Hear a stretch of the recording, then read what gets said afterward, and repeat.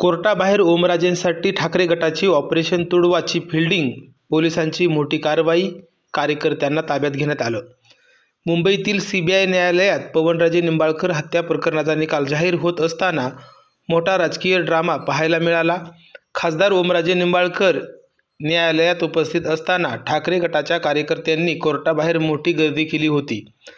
उद्धव ठाकरे यांची साथ सोडून एकनाथ शिंदे यांच्या शिवसेनेत जाणाऱ्या खासदारांविरोधात ठाकरे गटांकडून ऑपरेशन तुडवाची घोषणा करण्यात आली होती. त्यानुसार ओमराजे निंबाळकर कोर्टातून बाहेर पडताच त्यांना घेराव घालण्यासाठी आणि निषेध नोंदवण्यासाठी कार्यकर्त्यांनी तयारी केली होती. मात्र संभाव्य गोंधळाची माहिती मिळाल्याने मुंबई पोलिसांनी न्यायालय परिसरात कडेकोट बंदोबस्त तैनात केला होता. आंदोलक कार्यकर्ते एकत्र येताच पोलिसांनी तत्काळ हस्तक्षेप करत अनेकांना ताब्यात घेतले. काही कार्यकर्त्यांना पोलीस वाहनातून घटनास्थळावरून हटवण्यात आले. यामुळे ठाकरे गटाचे ऑपरेशन तुडवा प्रत्यक्षात सुरू होण्यापूर्वीच फसल्याचे छायाचित्र मिळाले. ओमराजे निंबाळकर न्यायालयातून कोणत्याही मोठ्या विरोधाशिवाय बाहेर पडले. दरम्यान उद्धव ठाकरे यांची साथ सोडून शिंदे गटात गेल्यामुळे शिवसैनिकांमध्ये ओमराजे विरोधात तीव्र अशी नाराजी आहे.